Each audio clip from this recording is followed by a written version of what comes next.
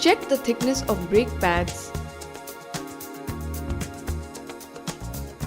at various points with the vernier caliper.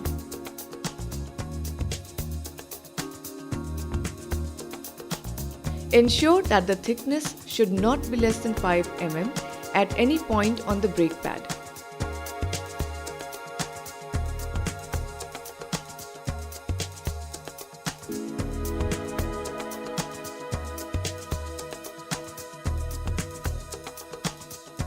If thickness is found to be lesser than 5 mm, replace the brake pad.